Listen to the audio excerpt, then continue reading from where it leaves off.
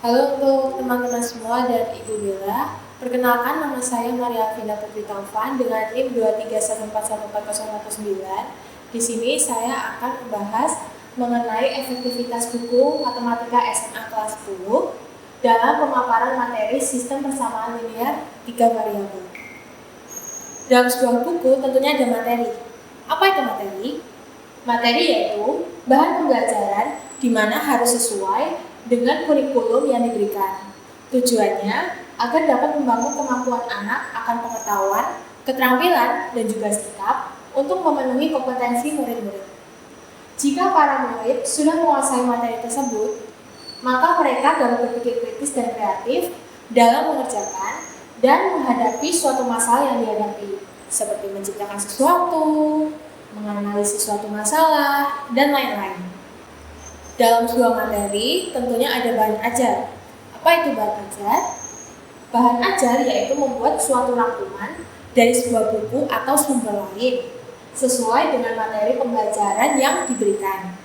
Nah, bahan ajar biasanya disusun oleh guru untuk membantu dan mempermudah para murid dalam belajar.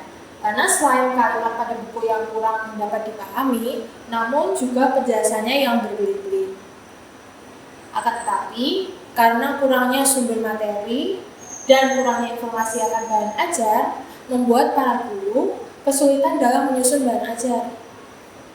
Dalam buku Matematika SMA kelas 10 semester 1, kurikulum 2017, saya mengambil salah satu materi, yaitu sistem persamaan linear 3 variabel, di mana saya akan menganalisis materi tersebut, apakah bahan ajar pada materi tersebut itu dapat dipahami murid-murid atau tidak.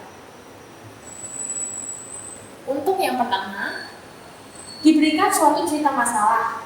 Setelahnya, diberikan suatu penyelesaian di mana menggunakan suatu rumus, dan ternyata rumus tersebut adalah rumus dari sistem persamaan linear 3 variabel, tertera pada gambar di atas dan gambar di samping.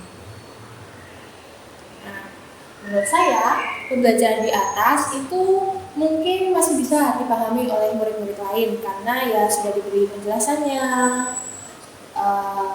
Tapi jika bisa memungkinkan, di bagian awalnya itu diberi pengertian mengenai materi dan rumus yang digunakan agar murid lain tidak kebingungan.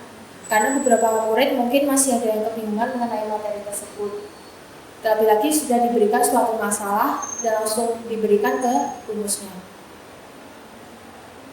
Lalu untuk yang selanjutnya, di sini di halaman berikutnya diberi definisi mengenai sistem persamaan linear 3 variabel dan rumus yang digunakan.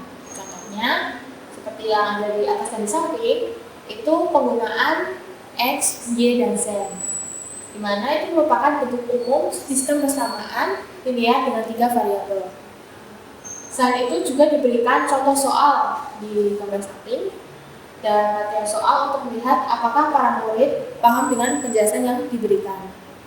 Menurut saya, di halaman ini sudah bagus karena sudah diberi pengertian mengenai persamaan linear 3 variabel, lalu cara pengerjaannya bagaimana, secara rinci, dan lain sebagainya. Namun, dalam penjelasan materi, terdapat kata yang menurut saya itu membuat bingung, karena kata tersebut tidak terlalu banyak orang tahu. Lebih banyak murid yang pahami. Seperti kayak kata koefisien dan konstanta. Di situ kan tidak diberi penjelasan apakah apa itu koefisien dan apa itu konstanta. Dan juga tidak diberi penjelasan arti dari kata itu dan apa hubungannya dengan X, Y, dan Z. Nah, untuk saran dan kesimpulan dari analisis saya, itu untuk kritik tentunya penjelasan materi masih ada beberapa yang berbelit-belit.